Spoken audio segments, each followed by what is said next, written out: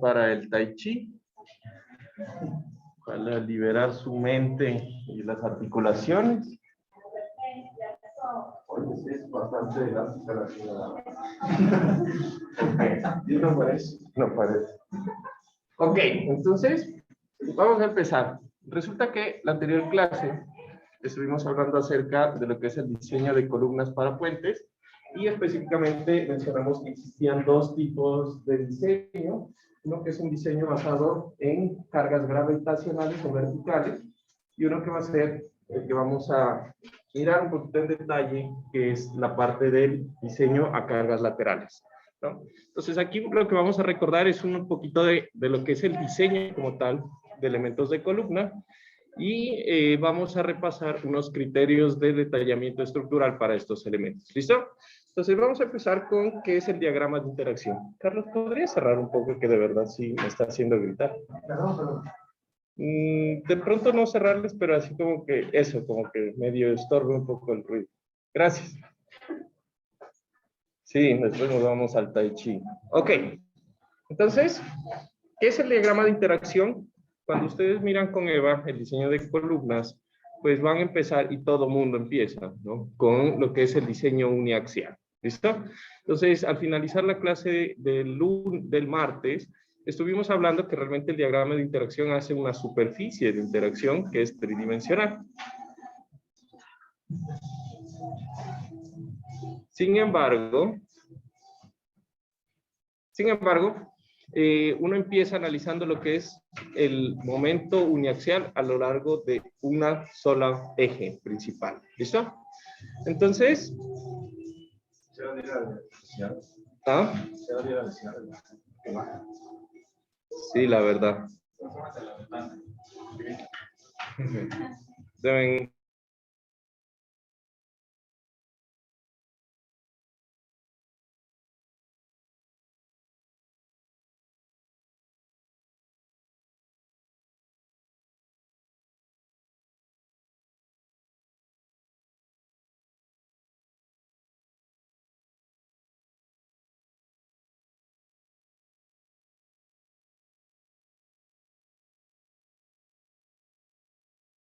Entonces, digamos que principalmente vamos a empezar a hablar un poco acerca de esto que es el concepto de excentricidad. ¿Listo? Entonces, ¿qué recuerdan del concepto de excentricidad o qué es la excentricidad cuando yo estoy hablando de flexión uniaxial? ¿Qué es una excentricidad? En el diseño de columnas. ¿Del? ¿A dónde? A la carga que produce un momento equivalente.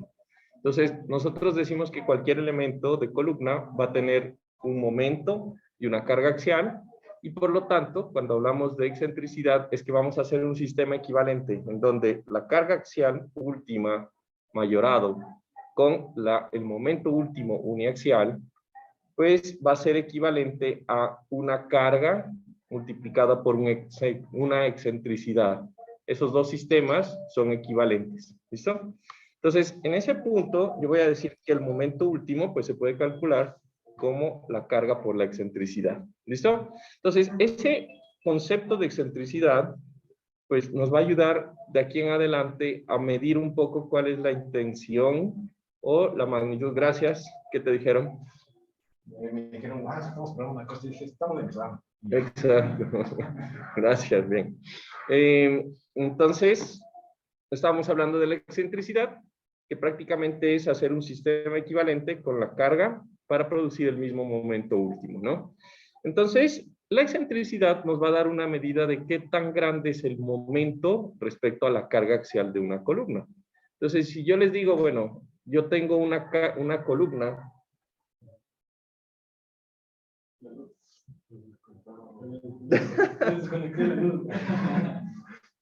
Creo que sí, a ver. Se fue la luz. Ok, tienen sus dispositivos móviles. O un marcador, porque la verdad no traje marcadores.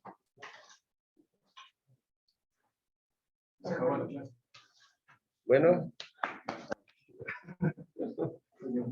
¿Quién tiene un marcador entonces? O pueden conectarse con internet, seguramente.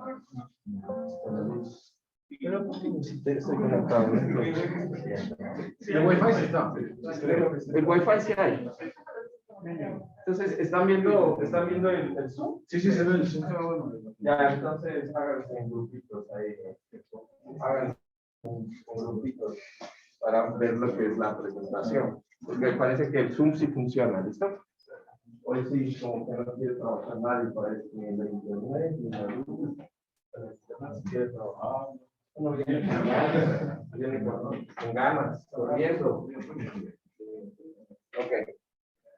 Listo. Entonces, ¿qué sucede? Teniendo en cuenta ese concepto, puedo decir que si tengo dos elementos de columnas y digo que tengo en ambos la misma carga axial, no sé, 10 toneladas de fuerza, y digo que el uno tiene una excentricidad de 5 centímetros y uno tiene una excentricidad de 10 centímetros, ¿cuál tiene un momento más grande uniaxial? El de 10, ¿no es verdad? Entonces, fíjense que la excentricidad nos va a dar una idea de qué tan es el momento en la sección y por lo tanto, pues me va a ayudar a identificar de una forma más rápida lo que es el porcentaje, ¿no? O la relación entre el momento y la carga. ¿Listo? Entonces, cuando hablamos de los diagramas de interacción, seguramente con Eva ustedes estudiaron que se podían realizar con un número mínimo de puntos o haciendo una construcción simplificada del diagrama de interacción. De lo que vi el otro día con Pablo, me parece que con Eva construyen el diagrama de interacción con 4 puntos. ¿Listo? Sin embargo, lo mínimo con lo que pudiéramos construir un diagrama de interacción sería con 3. Entonces vamos a mencionar rápidamente los 4 puntos que ustedes utilizan, como para que lo recuerden, y para los que de pronto ya vieron hace algún tiempo la clase, no sé, porque todos no la están viendo ahorita, algunos ya la vieron el anterior semestre, pues recordemos esos puntos. ¿Listo? Entonces resulta que el diagrama de interacción es un diagrama que representa en el eje horizontal el momento de una sección de columna de capacidad, del momento máximo que puede soportar una columna cuando está sometido a una carga axial específica en el elemento. ¿Listo? Entonces, el diagrama de interacción nominal, ojo, y esta parte es importante, nominal se refiere a que es la capacidad sin reducir, P su N y M su N, ¿sí? Va a construirse con el punto A, que vamos a llamar que es el punto de la resistencia máxima a compresión, cuando el elemento no está sometido a momento.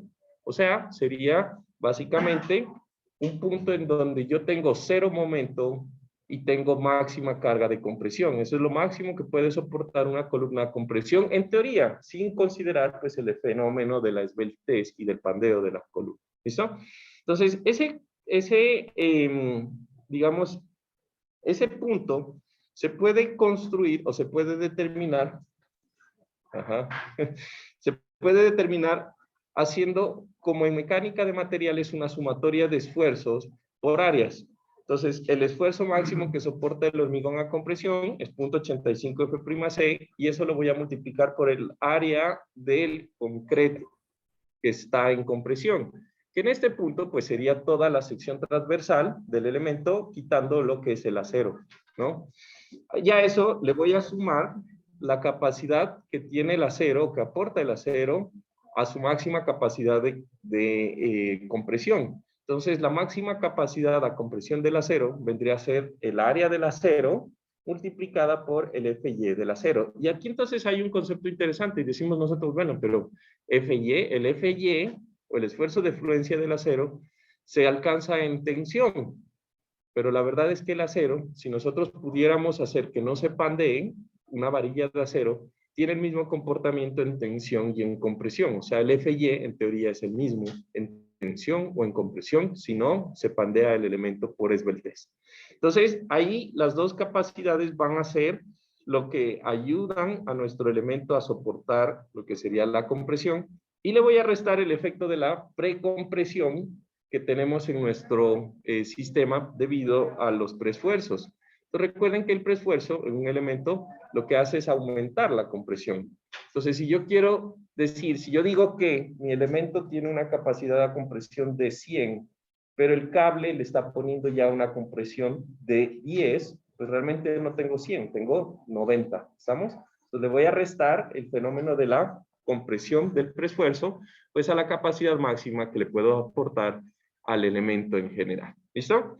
Entonces, en este punto, digamos que la ecuación que acabo de explicar va a ser la ecuación que estaba dentro de los corchetes. Sin embargo, ustedes se dan cuenta que existen dos factores que están adelante de esa expresión, y es 0.80 y 0.85. No tiene nada que ver esos factores con el 0.85 F'C, eso es otra cosa. Y esto lo que nos diferencia es si yo tengo una columna reforzada con estribos, pues voy a multiplicar la capacidad máxima esperada a compresión del elemento por 0.80, y si tengo un elemento que está reforzado con espirales, pues lo voy a multiplicar por 0.85, reconociendo que las espirales, debido a su misma configuración, tienen una capacidad mayor a soportar o a confinar el hormigón. ¿Listo? Entonces, por allá cuando estaban viendo hormigón, en la primera clase o en hormigón 1, seguramente les explicaron que el confinamiento de los elementos va a depender de qué tanto yo puedo impedir que el hormigón se expanda por la relación de Poisson cuando yo le aplico una carga de compresión. Entonces, si yo cojo y confino el hormigón de tal forma que no pueda expandirse lateralmente, pues voy a necesitar mucho más carga para llegar a esa compresión que hace que el elemento falle.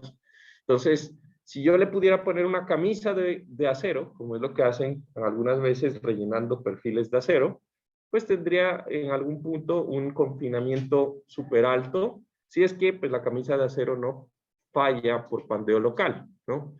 Sin embargo, como eso no se puede hacer en elementos de hormigón, lo que usamos es estribos que también logran confinar, o espirales que confinan mucho mejor al ser un paso mucho más pequeño que generalmente lo de los estribos. ¿Listo? Entonces, esa va a ser la ecuación básica. Nosotros, como no vamos a utilizar preesfuerzo, pues nos va a quedar esta expresión multiplicada por 0.85 por 0.80, dependiendo de si es estribos o espirales.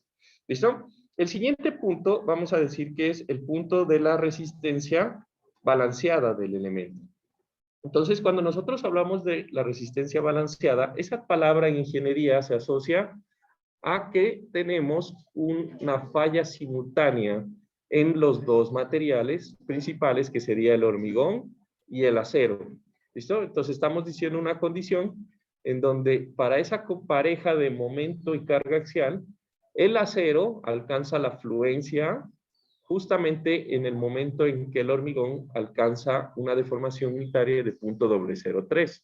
Recuerden que ese valor de 0.003 es un valor que nos lo da el ACI, ¿no? Sin embargo, pues aunque para nosotros adoptamos todo lo que es la normativa del ACI para lo que es el diseño de elementos de hormigón, resulta que es verdad que en otras normas, por ejemplo en el Eurocódigo, esos valores pueden moverse y pueden ser 0.35, en algunos códigos 0.4, ¿sí? Y esa deformación unitaria de máxima del hormigón la tenemos que obtener pues del código en donde nosotros estemos haciendo el diseño. Usualmente 0.003, ¿listo?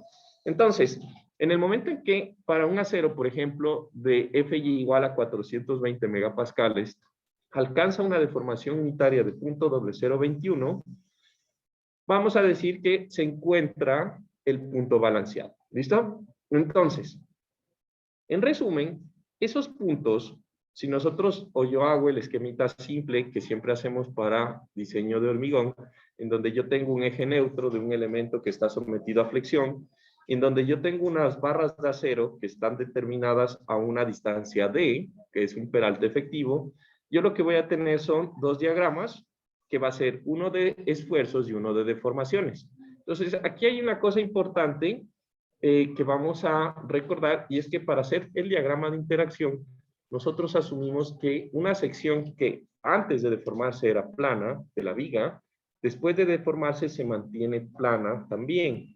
Eso solo se garantiza en el momento de que existe, primero, deformaciones pequeñas, Y segundo, en el momento en que yo realmente hago que el acero se pegue completamente y se deforme igual que el hormigón en el punto en donde se encuentra el acero. ¿Listo? Entonces, esas dos cosas son súper importantes para que exista este concepto y que funcione el concepto de que las caras planas permanecen planas. Entonces, recordando un poco cómo yo calculo la deformación unitaria del acero, pues nada más, si yo tengo la profundidad del bloque de compresiones y la profundidad del eje neutro de la sección, pues yo puedo hacer una relación de triángulo suponiendo pues el principio de que las caras planas permanecen planas. ¿Listo? Entonces no se olviden ese punto porque pues va a ser importante cuando hagamos el diseño no lineal de los elementos. ¿Listo?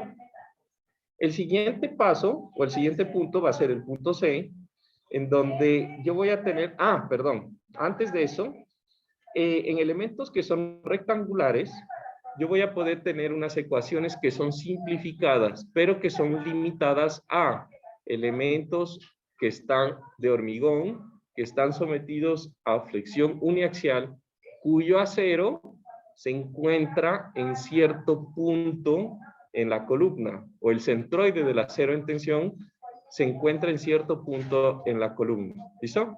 Entonces, vamos a imaginarnos que el esquema de aceros que yo tengo en mi columna me divide y me localiza el eje neutro en un punto dentro del elemento. ¿Listo? Entonces, para ese punto dentro del elemento, que va a ser un eje neutro de flexión, todo el acero que se encuentre por encima, para un momento positivo, todo el acero que se encuentre por encima del eje neutro va a estar sometido a compresión. ¿Estamos de acuerdo?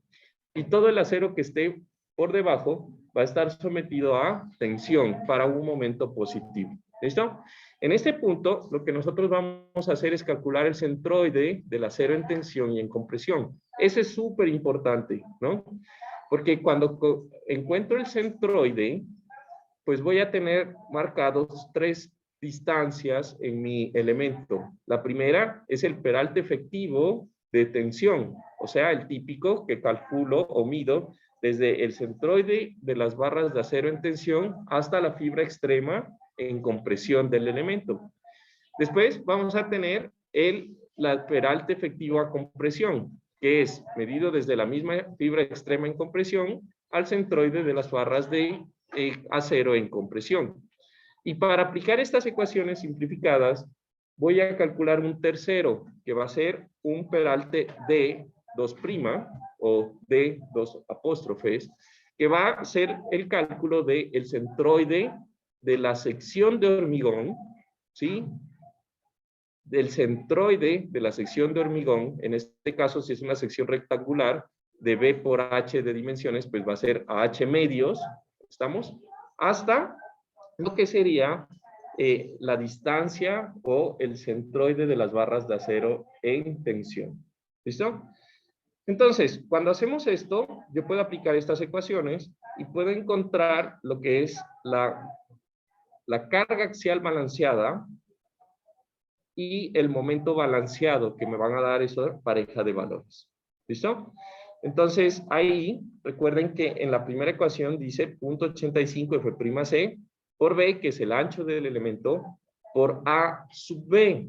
Ese A sub B es la profundidad del bloque de compresiones de Whitney A, que me va a permitir llegar a un estado balanceado. Esa profundidad balanceada se la pueden conseguir con la ecuación que tenemos abajo, de A sub B, y el F'S, que va a ser el esfuerzo del acero en compresión, pues lo vamos a conseguir con la ecuación que está en la parte de abajo también, que debe ser obviamente menor a Fy.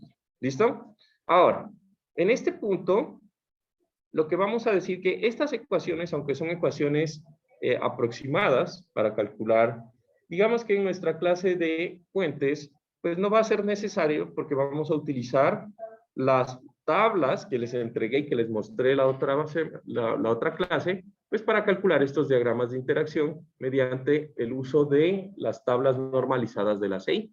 Sin embargo, pues en algún momento, si se las requiere, se puede utilizar esta configuración. ¿Listo? Ahora, el siguiente punto es la resistencia a tensión. la resistencia a tensión del elemento, digamos que va a ser considerando que vamos a despreciar la capacidad del hormigón para resistir esfuerzos de tensión, ¿sí? Entonces, en este punto vamos a tener solamente dos componentes que producen o que generan una resistencia a la tensión. Entonces, voy a tener el área de acero, ¿sí?, multiplicada por el esfuerzo de fluencia del acero, que va a ser el que va a resistirme la tensión. Y a esto, lo que le voy a hacer es que le voy a adicionar el efecto del preesfuerzo que yo tengo en el elemento. Entonces, fíjense, si yo tengo una máxima capacidad de tensión de 100, ¿sí?, lo que va a suceder es que el efecto del preesfuerzo me va a disminuir la tensión en el elemento. ¿Estamos de acuerdo? Entonces, realmente yo tengo 100 de capacidad más el fenómeno de la deformación del preesfuerzo hasta que el elemento se rompa, ¿sí? Eso es benéfico cuando esté en un elemento de columna en tensión. El problema es que aunque suena bonito, es bien difícil que yo tenga una columna funcionando en tensión. ¿Listo? Entonces, ese punto, aunque se lo puede calcular, pues bueno, evidentemente tiene sus implicaciones en la realidad. ¿Listo? Existe otro punto que es el que ustedes también estudian con Eva y que va a ser un punto en donde yo tengo cero carga axial, ¿sí? Y yo quiero saber cuál es el momento que puede soportar el elemento de la columna. Entonces, hagan de cuenta que ese punto se calcula como si la columna fuera un elemento de viga. Yo puedo calcular la resistencia M phi M sub n de la columna como si fuera, calculándolo como si fuera una viga, o sea, con la expresión que el momento nominal va a ser igual al área de acero por Fy por D menos A medios, ¿sí? O teniendo en cuenta pues lo que sería el acero en compresión, pues hacer el análisis de una sección doblemente reforzada en compresión. ¿Listo? Entonces, ese punto también se lo puede ubicar, pero resulta que ese punto es un punto que me va a dar por acá. ¿Sí? Entonces, en esta construcción simplificada, en esta construcción simplificada del diagrama de interacción, yo lo que voy a hacer es plantear líneas rectas entre los puntos que yo sé que planteando líneas rectas entre los puntos, pues el comportamiento real van a ser unas especies de curvas que van a producirme entonces una mayor capacidad de las que yo estaría estimando teniendo en cuenta pues la configuración o la unión de los puntos con líneas rectas. ¿Listo? Entonces cualquiera de las dos de las alternativas para la construcción de estos diagramas pues son válidas y se pueden utilizar en la práctica. Ahora, consejos importantes o cosas a tener en cuenta cuando yo hago el análisis de columnas, ¿no? Primero, nosotros tenemos o empezamos hablando de la excentricidad. Entonces, la excentricidad resulta que va a ser una línea que se va a medir, o la excentricidad se va a medir mediante una línea recta que sea radial y que parta del origen del diagrama de interacción. ¿Listo? Entonces, una línea que es totalmente vertical, o sea, que parta del origen y que sea totalmente vertical, es una línea que coincide con el eje Y del diagrama de interacción. ¿Estamos de acuerdo? Entonces, cualquier diagrama de interacción que se intercepte con esa línea vertical, pues va a ser un diagrama de interacción en donde esa pareja de carga axial y de momento van a tener una excentricidad igual a 0. Piensen un poco qué significa una excentricidad igual a 0. Que es un elemento que está la carga en el centroide. ¿Estamos de acuerdo? Entonces, en últimas, una excentricidad igual a 0 significa que el elemento, ese diagrama de interacción, el punto en donde se intercepta con el eje vertical, pues es la máxima capacidad que puede soportar la columna de compresión. El punto A que hablamos antes. ¿Listo? Entonces, una excentricidad o una línea que parta del origen y coincida con el eje horizontal, en cambio, es una excentricidad igual a infinito. ¿Por qué digo que es una excentricidad igual a infinito? Porque me va a dar la máxima capacidad de momento, ¿sí? Con una carga axial que tiende a 0. ¿Estamos? Entonces es como que yo le ponga a la columna un poquito, 1 gramo de carga y produzca el momento máximo de capacidad de la sección. ¿Estamos? Entonces ese nivel de excentricidad se encuentra con el eje horizontal.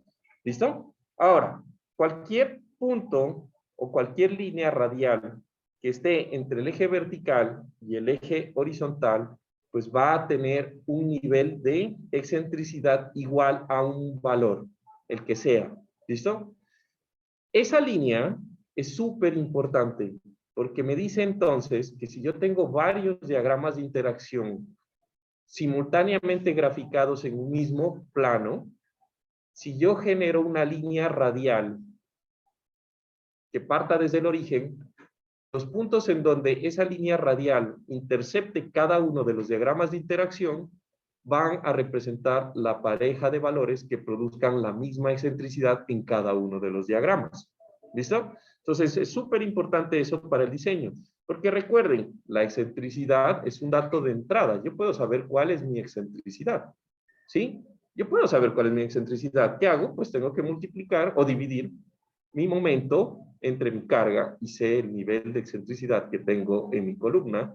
Y con los diagramas, si tuvieran varios diagramas de interacción, cada uno que va a variar en la cantidad de acero que tiene cada uno de los diagramas, en la columna puedo saber cuál es el diagrama de interacción que sirve para mi pareja de valores. ¿Cachan? ¿A dónde voy? Entonces, lo vamos a utilizar y de hecho ustedes seguramente lo utilizaron ese concepto con Eva. En algún momento seguro Eva les hizo plantear una línea en el diagrama de interacción y mirar el intercepto con los diagramas normalizados, ¿o no? ¿Sí? Seguro que sí. ¿Listo? Se desbarató una del Tai Chi. Bueno. 2. ¿Listo? La unión entre el origen y el punto balanceado, entonces me va a dar ¿qué? Si entendieron la parte anterior, la unión entre el origen y el punto balanceado me va a dar ¿qué? El límite de potencial. No, estoy hablando de la línea. La unión entre el origen y el límite del punto balanceado, pues me va a dar del punto balanceado. Me va a dar la excentricidad que me produce en la sección el punto balanceado. Ahora, por debajo de esa línea, ¿sí? Todas las parejas de valores de carga axial y de momento que estén por debajo de esa línea van a estar controlados por una falla por tensión dúctil, buena, en verde, ¿no? Algo que nosotros queremos. ¿Listo? Todos los puntos que estén por encima, en cambio, van a producir una falla primero en el hormigón antes que en el acero. Eso es súper importante, ¿estamos? Cualquier punto que esté por encima en mi superficie del diagrama de interacción, ¿sí? Pues va a ser una combinación en donde el hormigón se aplasta o alcanza la deformación unitaria de 0.003 y el acero ni siquiera ha fluido, ¿sí? Entonces es un daño que no produce ningún signo de que la columna o el elemento pues está fallando, sino que es una falla simultánea. ¿Estamos? Entonces, súper importante eso. Recuerden que yo estoy hablando de puntos por encima de la gráfica de interacción, ¿no? Eso sería pues lo interesante. Ok. Ahora, tercer concepto, el diagrama de capacidad. Entonces resulta que un diagrama un diagrama nominal me va a dar la resistencia que se espera en el elemento debido pues a una condición, en este caso, pues, la fluencia del acero o el aplastamiento del concreto, ¿sí? Sin embargo, pues, en la práctica nosotros no, si diseñamos por el método del RFD, no podemos utilizar una diagrama nominal de resistencia, sino que calculamos una resistencia reducida, multiplicando cada una de las parejas de valores de resistencia por un parámetro phi de compresión. Entonces aquí vuelvo a recordarles el parámetro phi en compresión para columnas en puentes cambia del que nosotros tenemos en el ACI. Recuerden que el grafiquito es distinto, ¿no? Entonces, cada uno de estos puntos que yo tengo aquí en el diagrama de interacción representa un nivel de deformación unitaria en el acero, ¿sí? Que puede o no ser mayor a FY, o que puede ser o no mayor a la deformación unitaria de fluencia del acero. ¿Listo? Entonces, para construir mi diagrama de capacidad, yo tengo que saber cuánto es, por ejemplo, la deformación unitaria de fluencia en este punto, ¿sí? Y multiplicar correspondiente a el phi de ese diagrama o de ese nivel de deformación unitaria en el acero, multiplicar mi pareja de valores de P y de M para encontrar este punto reducido. ¿Estamos? Entonces, aquí el análisis va a cambiar un poco, porque, como les mencionaba, nosotros, o ustedes, mejor dicho, cuando hicieron el análisis con Eva, Eva directamente les daba los diagramas con la multiplicación del phi. Entonces, era directo. Sin embargo, nosotros no tenemos esos diagramas que tengan la multiplicación del phi en puentes. De hecho, ahorita que se me ocurre, podría ser un buen proyecto de tesis. Ok, entonces, o de Capstone Project, ¿no? Si a alguien le interesa hacer diagramas de interacción, maravilloso. Ok, entonces, lo que vamos a hacer es encontrar la deformación unitaria en cada uno de los puntos y multiplicarlos con una función en Excel que diga si si esta deformación es menor a epsilon sub epsilon sub y, la deformación unitaria de fluencia, multiplique por el valor. ¿Y en puentes cuáles? O sea, por ejemplo, en rojo ya no es 0.65 como ahí. No, ¿te acuerdas? Ahí ya no funciona, no es dependiendo de si es espirales o estribos, sino que cambian los phi dependiendo si son preesforzados o solo reforzados. Ajá, la grafiquita. Entonces, cuando nosotros hacemos esa multiplicación, pues voy a tener tres zonas. La zona roja, que es la zona de falla a compresión.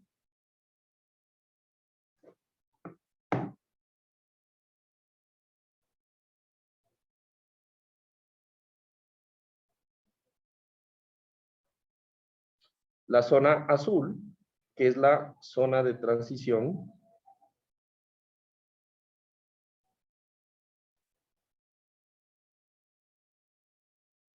Que en últimas es una zona, ¿qué es la zona de transición? Es una zona en donde realmente no sabemos a ciencia cierta si falla por compresión o por tensión. Es una zona ahí gris, ¿no? Y la zona verde, que es la falla por tensión.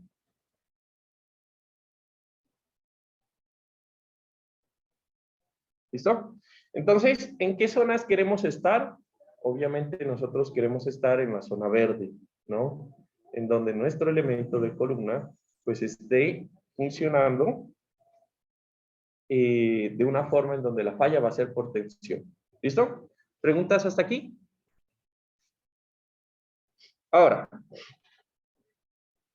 en este punto tenemos otra cosa interesante y es específicamente un truncamiento que tenemos en la parte superior. ¿Listo? Entonces, recuerdan que ustedes cuando veían con Eva, seguramente les explicó que para hacer el diagrama de interacción phi PSU NMN, pues yo voy a tener que truncar el gráfico a un valor de 0.80 phi por P sub 0. ¿Recuerdan? ¿Qué significa ese truncamiento de 0.80 phi por P sub 0? Resulta que cuando yo cojo y marco en mi diagrama de interacción un punto que está a una distancia de 0.80, la carga máxima, ¿listo? Y lo multiplico por phi, lo que yo realmente estoy calculando es un punto que si lo uno con una línea que parta del origen, me va a dar una excentricidad igual al 10% del tamaño de la columna. ¿Listo? Entonces, ¿qué es lo que me está diciendo la norma aquí?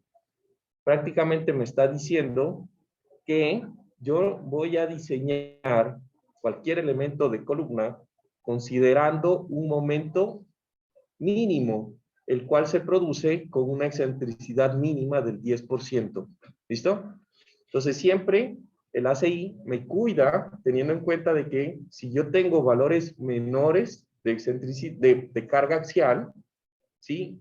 O de momentos menores, pues en últimas, lo que va a considerar el ACI es que nosotros tenemos al menos el 10% si es que decimos que este elemento es un elemento de columna.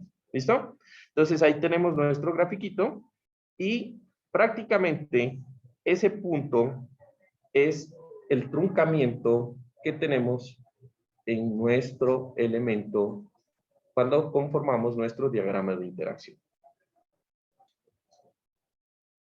¿Listo? Entonces, teniendo en cuenta estos pequeños conceptos, o recordando un poco estos pequeños conceptos, pues vamos a hablar un poco acerca de lo que sería la flexión biaxial en elementos de columna, pero ahora considerando, pues, dos métodos principales. ¿Listo? Entonces, resulta que la flexión biaxial se puede calcular mediante el método del contorno o el método de los recíprocos, que es un método completamente aproximado, ¿sí o no? En donde Bredler, cuando empezó a hacer el análisis de este tipo de columnas, lo que hizo fue calcular la configuración completa de los diagramas, ¿sí? Y encontró expresiones para aproximar, ¿sí? Bajo un cierto nivel de carga axial, cómo se comportan los anillos de mi diagrama de interacción tridimensional. Y sacó expresiones para esto. ¿Listo? Entonces, en este punto, nosotros vamos a decir que los métodos aproximados, pues son métodos que son permitidos, sin embargo, pues ya en este momento no son necesarios. ¿Por qué digo que no son necesarios? Realmente hay un montón de programas que nos pueden o nos permiten calcular el diagrama de interacción de un elemento de columna, ¿sí? Haciendo que, pues, el trabajo de análisis pues no sea tan aproximado y sea más pegado a lo que sería la realidad, ¿no? Aunque se pueden y se permiten, pues en estructuras de edificios, yo creería que está bastante bien, porque en edificios el problema no es tan grande, para edificios de mediana y baja altura, pero pues para puentes sí merece la pena hacer un análisis de sección un poco más adelante, más detallado. ¿Listo? Ahora, estos métodos tienen dos componentes. Primero, cuando la carga axial es mayor al 10%, de la capacidad de compresión del concreto que tiene mi columna, ¿no? En la sección transversal. O sea, cargas axiales representativas, ¿listo? Y cuando yo tengo un valor menor a ese valor del 10% de phi F'C por AG. Entonces resulta que cuando Bredler hizo esta definición de los métodos del recíproco, se dio cuenta que bajo ese nivel de porcentaje de carga axial, cuando los niveles eran menores, el método no era efectivo, no era bueno. Es más, cuando la columna está sometida a tensión, el método de los recíprocos tampoco funciona. Si la columna está sometida a tensión, no se puede utilizar el método. Entonces, para esto, lo que vamos a encontrar es que para estos casos, yo tengo dos alternativas, ¿sí? Entonces, primero, es muy difícil que la columna se encuentre en un estado de tensión. Entonces, para valores de compresiones menores al 10% de phi F'C por AG, que es la capacidad de compresión, yo puedo utilizar el método del contorno, ¿sí? Tal como lo investigaron, pues, en su presentación del lunes, o del martes, ¿no? Pero también tengo otra alternativa. Como es un elemento de baja carga axial, yo puedo diseñarlo como una viga. Y la columna estaría diseñada por el lado de la seguridad. Entonces van a decir, ¿pero cómo? Si es una columna, la carga axial debe producir, aunque sea poca, pues un fenómeno dentro del elemento, ¿no? Entonces vamos a volver acá y vamos a analizar el punto en donde decíamos que mi columna estaba funcionando como un elemento de viga. Entonces, imagínense que yo tengo la capacidad de mi columna, esta de aquí, que está multiplicada por phi, ¿ya? Que sería la línea amarilla que yo tengo aquí en este gráfico, ¿listo? Entonces, supongamos que yo tengo un nivel de carga axial que corresponde a un nivel en donde la carga axial, uy, ya se me perdió, listo. Esta carga axial es menor al 10% de phi F'C por AG, que corresponde a este valor. Estamos hablando de todo este rango de valores que tengo aquí. ¿Estamos? Ahora, ¿qué sucede? Si yo lo diseño como viga, quiere decir que voy a calcular la capacidad de mi columna cuando no hay carga axial. O sea, estoy diciendo que mi capacidad a momento va a ser este punto. Mientras que si yo considero la capacidad o la carga axial que tiene el elemento, la capacidad real de mi columna va a estar encima de toda esta línea, mejor así, encima de toda esta línea, en donde es claramente visible de que para cualquier punto encima de esa línea, la capacidad a momento es mayor que la capacidad considerando que es solo una viga. ¿Listo? Entonces, ¿estaría cometiendo un error? No. Lo único que estaría diciendo es que la capacidad es menor y estoy diseñando por el lado de la seguridad. ¿Estamos de acuerdo? Entonces, cualquiera de las dos alternativas es válida. Se puede hacer el diseño y lo único que tengo que considerar es que en este caso, algo que de pronto ustedes no vieron con Eva, estoy muy seguro que no vieron tampoco con su curso de análisis de hormigón 1, es que también existe el diseño de flexión biaxial de vigas. ¿Alguna vez leyeron acerca de eso? No. Entonces, el diseño a flexión biaxial de vigas es un diseño muy parecido al de columnas, solo que pues no considera la carga axial del elemento. Entonces, yo puedo hacer el método del contorno para evaluar la capacidad de momento de mi columna, así con esta ecuación, o puedo hacer un diseño de flexión biaxial de vigas, que es un poquito más simple en las operaciones matemáticas que hay que hacer, y cualquiera de las dos opciones es válido para lo que es ese rango de valores de cargas bajas. ¿Listo? Ahora, hablando un poco del detallamiento, resulta que el refuerzo en una columna se va a definir siempre por dos criterios. Un criterio es un criterio de confinamiento, ¿sí? Y el segundo criterio va a ser un criterio por resistencia en mi elemento de columna. ¿Listo? Entonces, mi criterio de confinamiento va a ser específicamente el valor que yo necesito colocar de refuerzo transversal y longitudinal para que el hormigón se comporte adecuadamente cuando esté sometido a cargas de compresión. ¿Estamos? Confinar el hormigón es súper importante. El hormigón es un material bien noble. Si usted lo detalla adecuadamente colocando los estribos que dice la CI, respetando las distancias mínimas que dice la CI, etcétera, entonces usted va a tener un elemento que le va a permitir unos niveles súper altos de ductilidad comportándose adecuadamente cuando esté sometido a cargas laterales. No se olvide de eso, es súper importante. ¿Listo? Ahora, cuando nosotros queremos un comportamiento dúctil, ¿sí? Un comportamiento dúctil es el objetivo de cualquier diseño sismorresistente. ¿Qué es un criterio o un comportamiento dúctil? ¿Qué es ductilidad?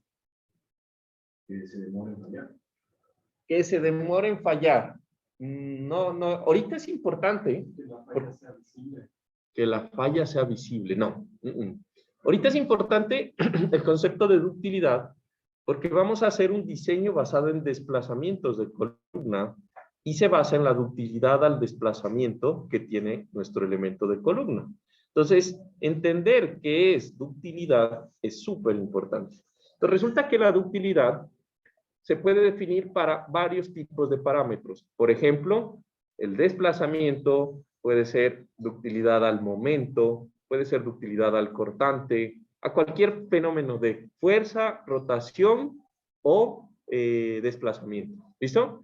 Entonces, sin embargo, para cualquiera de estos conceptos, por ejemplo, el concepto fundamental o general va a ser que la ductilidad es la capacidad que tiene un elemento para deformarse más allá del punto en donde pasa o alcanza su fluencia, ¿sí? Eso es la ductilidad. Entonces, si yo tengo, por ejemplo, un elemento de columna de 1 metro y le pongo refuerzo, y yo le aplico una carga lateral y la columna se desplaza 1 centímetro y fluye, ¿ese elemento es dúctil?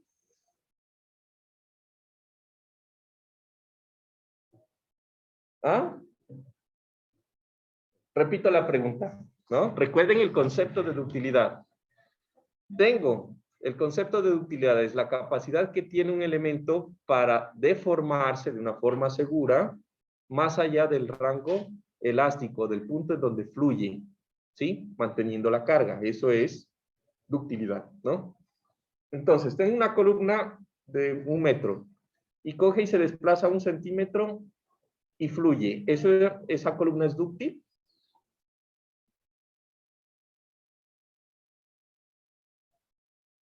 Opciones de respuesta. Sí. Opción no. Opción no se puede contestar con la información dada. Tipo Yari. ¿Ah? ¿Qué opinan?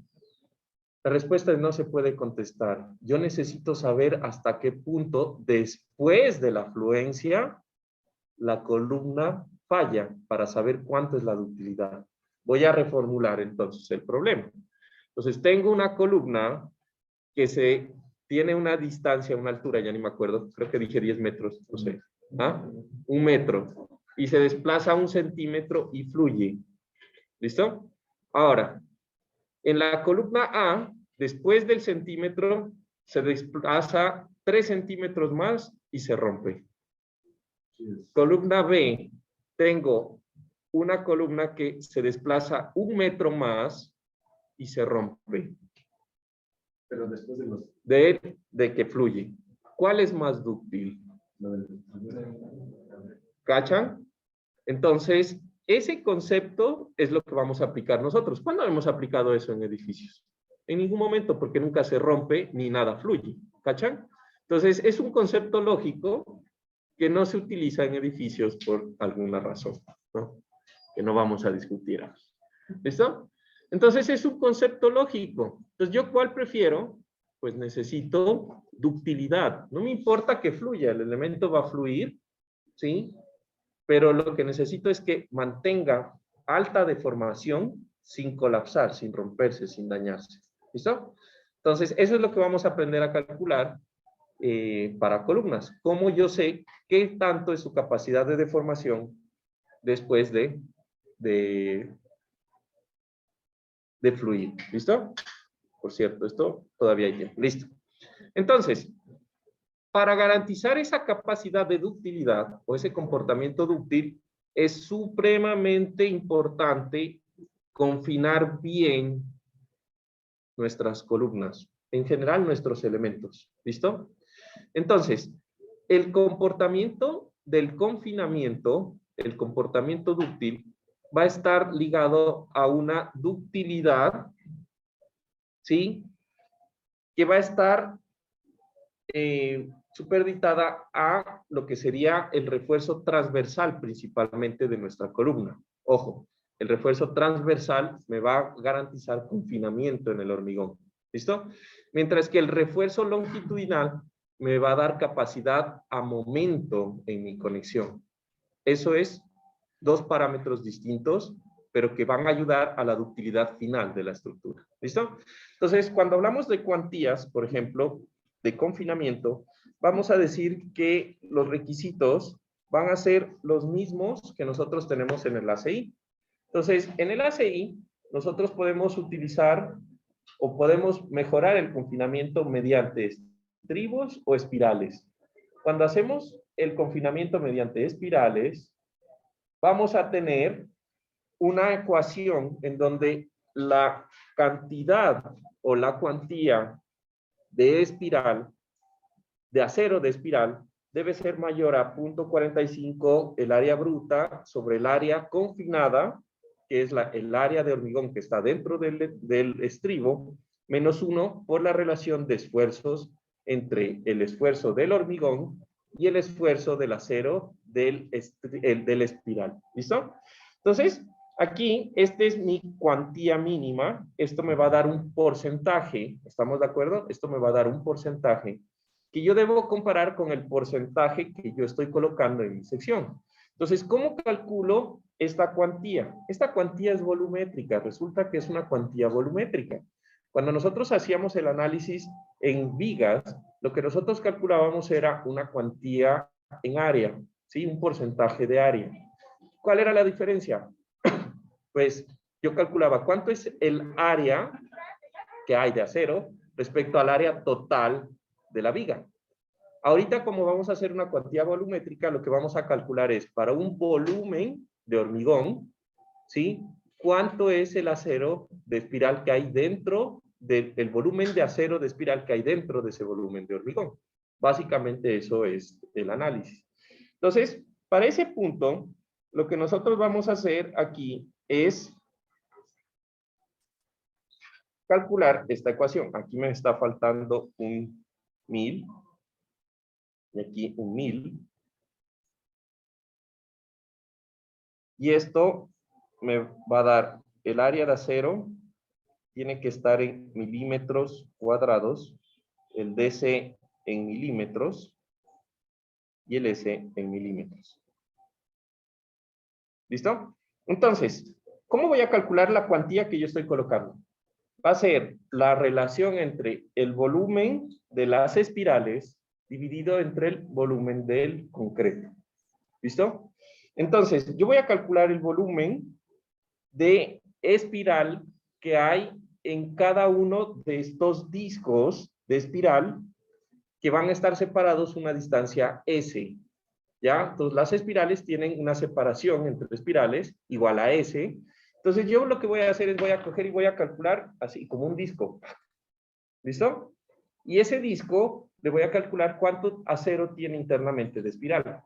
Entonces, voy a calcular el perímetro de la espiral y voy a calcular el volumen de la espiral con la ecuación pi por diámetro, me da el perímetro, por el área de acero, me da el volumen, ¿sí?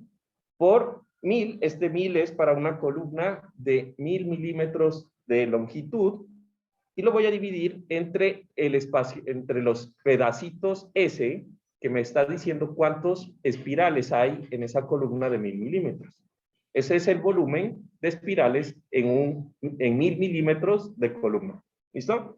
Por el otro lado, voy a calcular el volumen de hormigón, que pues no es nada más que el área, ¿estamos de acuerdo? El área de la columna, ¿sí? Multiplicada por la altura, que son 1000 milímetros. ¿Listo? Entonces, con estas dos expresiones, voy a calcular la cuantía volumétrica de mis espirales y voy a chequearla con el valor que tenemos por acá. ¿Listo? Para estribos, el problema es que se calcula por cada dirección. Entonces, yo tengo una ecuación en el ACI que me dice que el acero máximo, el acero mínimo que yo debo colocar en cada una de las direcciones X y Y de una sección rectangular debe ser mayor a 0.30 multiplicado por S, donde S es la separación entre los estribos, multiplicado por HC, multiplicado por F'C sobre FYH, nuevamente el esfuerzo de fluencia del acero del estribo, multiplicado por la relación de las áreas entre el área bruta y el área confinada menos 1. ¿Listo? Entonces, en este parámetro, yo lo que voy a hacer es análisis de cómo está funcionando mi columna y cuál es el acero de estribos que está aportando en cada una de las direcciones. Entonces, ¿recuerdan cuando estábamos viendo lo que es el diseño de estribos para las vigas? Yo les decía que el área de cortante, el A sub B, va a ser el área igual a la suma de todos los estribos que se cortan por un plano perpendicular al corte. Entonces, en este caso, vamos a hacer ese análisis. En el sentido X, digamos, yo tengo esta columna, yo voy a tener que en el sentido X, si yo hago un plano perpendicular al sentido X, pues yo voy a tener en este punto 3 cortes en estos estribos que yo tengo acá. Analicen esa imagen. En el sentido X. Entonces yo analizo y planteo un corte. Para un cortante en X, planteo un corte, un plano perpendicular y veo cuántos estribos se cortan. ¿Cuántos se cortan? 3. Y para el sentido Y, hago lo mismo. Entonces, en el sentido Y, un cortante alrededor del eje Y, en el momento en que yo corte en un plano perpendicular al eje Y, ¿cuántos estribos se cortan? 4, ¿no? ¿Estamos de acuerdo? Entonces, cuando yo reemplace en mi ecuación, ¿sí? ¿Qué es h sub cx y qué es h sub cy?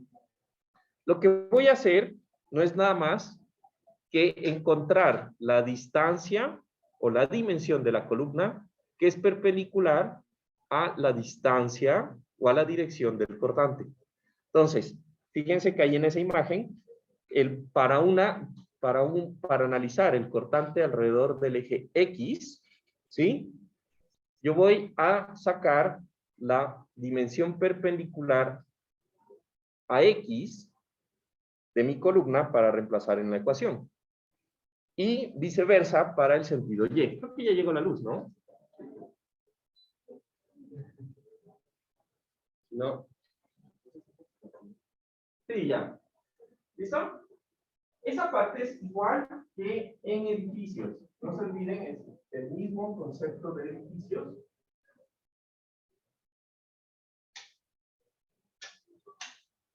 Sí, ya. ¿Qué vamos a aplicar por acá?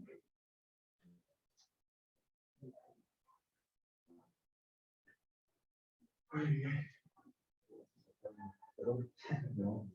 Lo bueno es que tienes el teléfono grande, porque a mí no me gustan los teléfonos grandes. Es chiquito y me saca uno. Ok, listo. Denme un segundo, veo si puedo proyectar esto acá.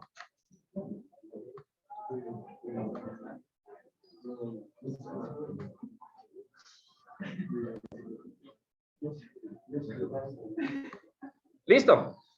Entonces, volviendo al tema, ¿no? Sentido X, cortante alrededor del eje X.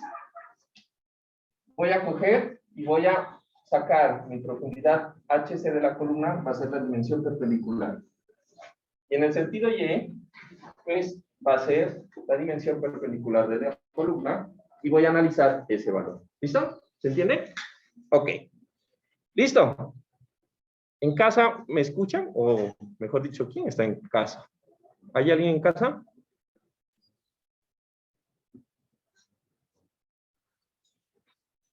Bueno, si no, pues mejor. Listo. Eso se analiza para cada una de las direcciones. Y ya, básicamente lo que tengo que garantizar es que ese cortante que yo tengo, o esa área de corte, sea mayor a lo que me da esta expresión y listo. ¿Listo? Ahora, en el ACI, nosotros tenemos otras ecuaciones. Por ejemplo, si ustedes se fijan, esta es la tabla 18754, yo la saqué de la CI 31819, en donde en ese documento aparece para estribos y para espirales las ecuaciones que acabamos de ver. Sin embargo, en la nueva versión de la CI hay algunas modificaciones. Por ejemplo, va a tener una discriminación en función de si la carga axial es mayor o menor al 30% de AG por F'C. ¿Le suena por ahí ese valor? Punto 10, estábamos analizando antes, ahora es punto 30. En últimas, lo que siempre chequea la norma es qué tan grande, ¿sí?, es el nivel de carga axial sobre la columna. Pero fíjense que siempre considera niveles del 30, del 10, ¿no? Y eso es porque más o menos el punto balanceado, recuerdan el punto por el cual nosotros queremos estar por debajo, siempre rondando por debajo del punto balanceado, ese punto balanceado más o menos está ahí en el punto 30, punto 25, dependiendo de la sección. Entonces, lo que está diciendo la CI es, si yo tengo compresiones bajas, menores al punto balanceado, más o menos, pues yo voy a ser menos exigente que si yo tengo altas compresiones, porque yo sé que a un incremento de carga axial, la capacidad por encima del punto balanceado, a momentos se disminuye, ¿sí? Entonces, eso es lo que está cuidando el ACI. Entonces, aquí, los cambios que van a encontrar es que aparecen estas ecuaciones que tienen que ver con K. ¿Listo? Entonces, estas ecuaciones con K, yo no las he incluido en el tema de puentes y nosotros no lo vamos a tomar para puentes. Más que todo porque ese es un tema más bien como de columnas y vamos a mantenerlo simple. Entonces, ¿qué vamos a comprobar? Son estas ecuaciones que nos restan, que serían la que acabamos de ver, del punto 3, no sé, punto 3 AG, esta de aquí que teníamos acá. Ah, por cierto, ustedes se dan cuenta que aquí hay un cambio, ¿no? En esta expresión les falta S y les falta H sub C. ¿Cacharon? ¿Se dieron cuenta que en el ACI no está el S y el HS sub C? Ya, es porque aquí nos dice el ACI que esto es ASH sobre S por B sub C. ¿Cachan? Entonces yo lo que hice fue despejar nomás la ecuación, no se olviden. ¿Listo? Entonces, en últimas, lo que podríamos decir es que nosotros tenemos dos expresiones aquí. La expresión A sería esta. La expresión B sería que ASH para X y para Y sea mayor o igual a este valor, que es 0.09 F'C sobre Fyt.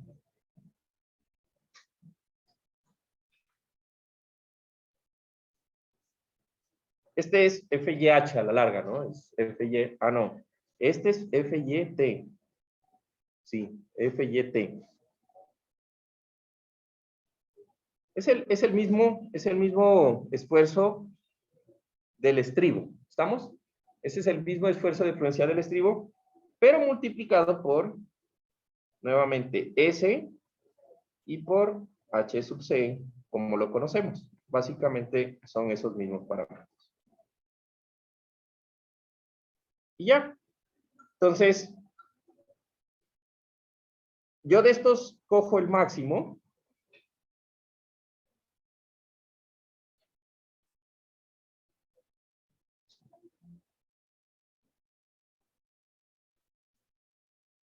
Y eso es lo que debe cumplir mi sección. Ahora, para estribos, perdón, para espirales también tengo otras dos expresiones. Tengo la que vimos hace un momento y en la última versión del ACI está esta, punto 12 F'C sobre Fyt. ¿Listo? Que sería esta de acá. ¿Cachan? Entonces, en resumen, básicamente nosotros tendríamos que en espirales, nuevamente tengo la mayor entre A y B. Resulta que le compré a esta iPad esa vaina que parece papel. Qué buenas, ¿no? Esa cosa sí es lo mejor, ¿ah? A y B es P sub S por punto 12 F''C.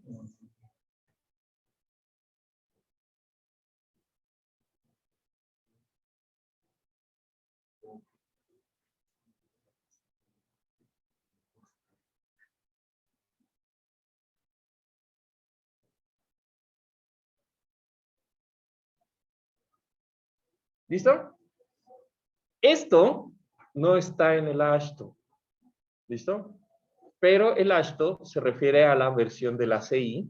En ese caso no era la 19, sino era la anterior, que creo que era la 16, la anterior de la CI. Y por eso lo vamos a adoptar para nuestro curso. Entonces, aunque no esté en el AASHTO, como es detallamiento de confinamiento de columnas, vamos a tomar el mayor entre estas dos expresiones, ¿sí? Para nuestro chequeo, para espirales, y el mayor entre estas dos expresiones para strips. Uy, ahí se pendejaron. ¿Listo? ¿Preguntas de esta parte? ¿No? Genial. Ahora, el refuerzo transversal por confinamiento va a tener unos valores mínimos en su diámetro. O sea, el diámetro mínimo de los estribos. El diámetro mínimo de los estribos va a depender, igual que en edificios, de cuál es el diámetro de la varilla longitudinal de mi elemento. Entonces, si mi refuerzo longitudinal son barras 32 phi de 32 milímetros o menores, yo puedo utilizar para estribos al menos un diámetro de varilla de 10 milímetros. ¿Listo? Sin embargo, resulta que generalmente para columnas yo voy a tener diámetros de barras longitudinales ya mayores a 32 milímetros por el tamaño mismo de la columna. Entonces, cuando yo tengo barras longitudinales que tienen phi mayores a 36 milímetros, ¿sí? Yo voy a utilizar mínimo un diámetro de estribo de 12 milímetros. Y aquí falta, de pronto ustedes no tuvieron la oportunidad, pero existían, no sé si todavía existen, para ser sincero, creo que no he visto hace rato, pero existían barras corrugadas de 8 milímetros. Con eso se construyeron algunas edificaciones, por ejemplo, en Ecuador y en Colombia también, ¿no? Esas barras no son permitidas para análisis en zonas de amenaza sísmica en ningún lado. O sea, en todo Ecuador no se pueden utilizar ese tipo para vigas o columnas, ni siquiera para estribos. ¿Listo? Lo mínimo que podemos colocar son barras de 10 milímetros. Entonces, aquí hay otra cosa interesante. Las columnas, o el ACI también nos dice que el estribo no debe tener el mismo diámetro que la barra longitudinal, ¿no? Por un criterio, pues, de construcción, ¿sí? Entonces, si yo tengo que el diámetro mínimo es de 10 milímetros para estribos, pues entonces la mínima barra que yo debería utilizar en puentes o en edificios sería una barra de 12 milímetros para columnas o para vigas, inclusive para vigas, ¿sí? Entonces tengan en cuenta eso cuando vayan a hacer sus detallamientos. Eso mismo aplica también para acá, ¿listo? La separación máxima de los estribos va a depender de dos cosas. Una, la zona confinada, y otra, la zona que no es confinada. ¿Listo? Entonces, ahorita volvemos a este esquema y vamos a repasar un poco qué es la zona confinada o no confinada en una columna. Entonces, este esquema yo lo saqué de el ACI, no me lo inventé yo, ahí lo pueden revisar en el ACI, en la parte de los criterios del capítulo 11, en donde el capítulo 11 son los criterios de requisitos sísmicos. ¿Listo? Entonces resulta que en las zonas confinadas, yo voy a definir la zona confinada como los puntos en donde yo espero que exista la plastificación de mi elemento debido a su desplazamiento lateral. ¿Listo? Entonces, si yo tengo una columna típica que está doblemente empotrada arriba y abajo, como es el caso de los edificios, pues yo voy a esperar que, como está empotrada arriba y abajo, el máximo momento se produzca en cualquiera de los dos extremos o en los dos para producir el colapso. ¿Listo?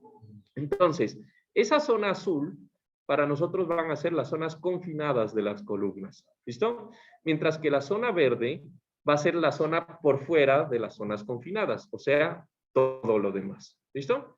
El detallamiento en una u otra zona cambia.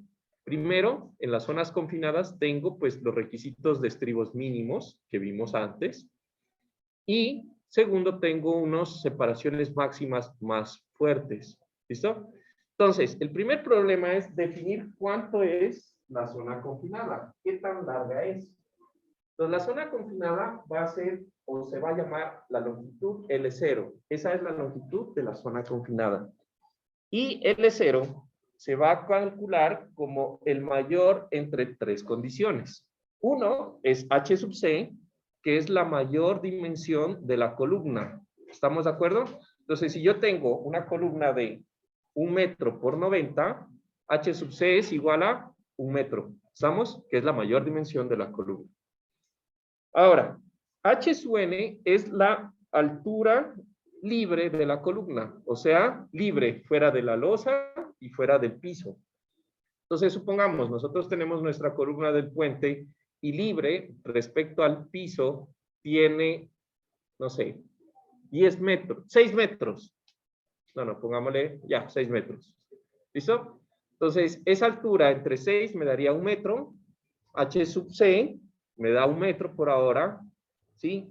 Y el otro es 20 pulgadas. 20 pulgadas más o menos vendrían a ser como 50 centímetros, más o menos, como 60 casi, 60 centímetros, ¿no?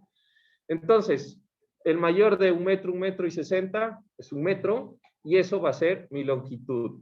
Entonces, si yo tengo una columna de 6 metros, 1 metro abajo y 1 metro arriba en la cabeza va a ser mi zona de confinamiento.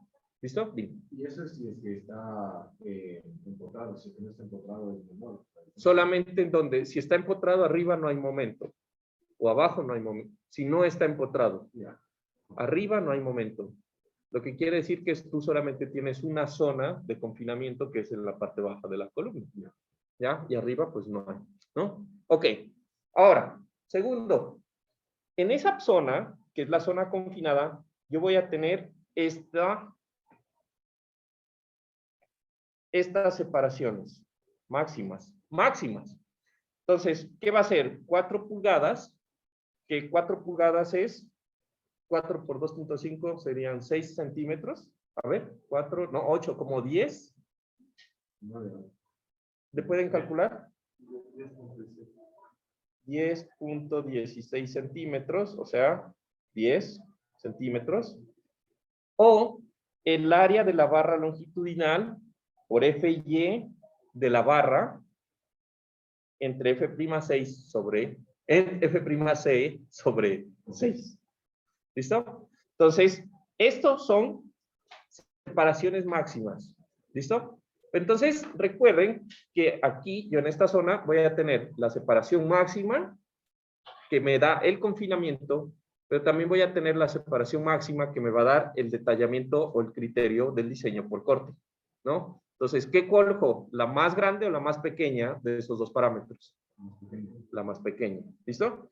Por fuera, o sea, en la zona verde, yo voy a tener que la separación va a ser menor o igual a 6 veces el diámetro longitudinal de la barra o 6 pulgadas por confinamiento o de cuartos o de medios, ¿recuerdan? Debido al criterio, pues, del cortante. ¿Listo? Entonces, ¿qué pasa si tengo que hacer empalmes? ¿Listo? Entonces, los empalmes, igual que en edificios, pueden ser de dos tipos. Empalmes mecánicos o dispositivos de empalme. Los empalmes mecánicos nada más es coger y poner una barra, traslaparla de un lado al otro para unirla. Por ejemplo, tengo una columna de 20 metros, las barras se hacen de 6, 9 o 12 metros, entonces tengo que de alguna forma unir barras para poder construir mi columna. ¿Listo? En el momento en que yo tenga que hacer empalmes, los empalmes en columna se hacen en la mitad o cerca a la mitad o en el punto de contraflexión donde el momento sea cero en mi columna. Tradicionalmente, la mitad de la columna. En este punto, yo voy a garantizar que a lo largo de todo el empalme, recuerdan que esa longitud de traslapo se calcula, ¿no? Y puede llegar a ser bastante grande. Entonces, a lo largo de toda esa longitud, yo voy a poner los mismos estribos, pero con la separación de la zona de confinamiento como máxima separación. De tal forma que me quede confinado esa parte. También recuerden que aquí se mantienen los requisitos de edificios, en donde yo no puedo traslapar todas las columnas, todas las barras de un elemento en un solo punto. Máximo hasta el 50%. Imagínense, ¿no? Yo cojo y corto todas las barras en la mitad. No, pues tengo que hacer que el 50% pasen y hacer el traslapo más arriba o más abajo, y solo máximo el 50% de las barras se pueden traslapar en un mismo punto. ¿Listo? Para terminar, aquí les he puesto otro requisito que sale de la CI. ¿Listo? Entonces, en el requisito de la CI, resulta que tenemos esta sección, que es la sección transversal de una columna. Es la misma imagen que les puse antes, pero en color. Entonces, uno de los requisitos que me dice el ACI es que, fíjense esta distancia que llaman aquí el XY. Esta distancia es la distancia que hay horizontal y vertical entre una barra que está amarrada con un estribo a 90 o a 135 grados en la columna. ¿Estamos? Entonces, fíjense acá, hay no sé cuántas, hay 1, 2, 3, 4, 5, 6, 7 barras, pero yo voy a medir la distancia entre esta barra, el centroide, a esta barra, el centroide, y esto es X sub Y. Aquí voy a analizar entre estas dos. ¿Se entiende qué es el X sub Y? ¿Listo? Entonces, ese X sub Y me dice la norma que no puede exceder 14 pulgadas. ¿Cuánto es 14 pulgadas? Más o menos 35 centímetros. ¿Listo? Sin embargo, si yo tengo una carga axial alta, mayor al 30% de AG por F'(C), que coincide con lo que les mostraba hace un rato en la tablita, ¿no? El criterio de las K para calcular el confinamiento. Si yo tengo ese valor, o mi F'(C) es mayor a 10.000 PSI, 10.000 PSI es alto, ¿no? 3.000 PSI es 21 megapascales, ¿sí? 3.000 PSI es 21 megapascales. Más o menos la relación es multiplicar por 0.7. 10.000 es como 70 megapascales. Entonces eso es alto, ¿no? No es lo más alto, ustedes no sé cuánto hicieron en el laboratorio de hormigones. ¿Hicieron? ¿O les tocó pandemia? Bueno, aquí les saben, les gusta traer o hacer hormigón de alta resistencia. Creo que Fabricio tiene el récord en Ecuador, según lo que he escuchado, y pues que aguantó 135 megapascales. Te preguntan a él, ¿no?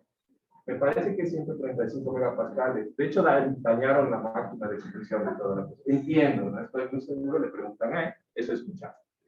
Pero entonces, aquí hay una cosa bien importante, y es que para esos niveles tan altos de carga axial, yo voy a disminuir a que H no sea mayor a 8 pulgadas. ¿Cuánto es 8 pulgadas? ¿Ah? ¿20? Lo que quiere decir que si yo tengo una columna típica de 1 metro, de un puente, por ejemplo, 1 metro es normal, 1 metro de largo, entonces yo no puedo poner entre esta varilla y este estribo, entre este estribo y este estribo, no pueden haber más de 20 centímetros. ¿Listo? Entonces, solamente cumpliendo los criterios de detallamiento, yo ya tengo un montón de ramas, y sabiendo que estas ramas no pueden ser menores a 10 centímetros, ya tengo un montón de área de confinamiento. Así. En conclusión, cuando vayamos a hacer el diseño para el próximo paso, que es el análisis por capacidad, recuerden que yo les decía que el análisis por capacidad yo necesito saber el refuerzo, ¿sí? El refuerzo que tiene mi sección para saber cuánto es la ductilidad. Entonces, si yo necesito poner, si tengo una columna de 1 metro, necesito poner cada 20, necesito poner 5 estribos. ¿Estamos de acuerdo? Más o menos. O 4 estribos al menos. 2, 4, 6, más, ¿no? Como 5 estribos, lo que sea. Cada estribo debe estar amarrado con una barra de acero. Entonces, de por sí, yo ya sé cuántas barras de acero mínimo tengo que poner, cuántos estribos tengo que poner en un sentido y en el otro, solamente por criterios de confinamiento. Y la separación de estos estribos, pues está dado por los requisitos mínimos que vimos antes, ¿no? Y ya sé cuánto es el área que tengo que poner. Entonces, lo que voy a hacer es despejar la separación para cumplir el mínimo. Entonces, solamente cumpliendo los requisitos de confinamiento, ya tengo un montón de acero sin hacer un cálculo de cuánto es el cortante o cuánto es el momento. ¿Cachan? Siempre empecemos por ese detallamiento, el detallamiento de confinamiento. Y se van a dar cuenta que si cumplimos los requisitos del ACI, ahorita el ACI ya demanda tanto acero para el confinamiento que realmente ese mismo acero seguramente cumple por resistencia. Entonces vamos a empezar con ese mismo. ¿Listo? Entonces, que tengan una excelente fiesta. Espero verlos allá. Si es que no se me complica más el asunto. Nos vemos ahí en la integración. Allá nos vemos.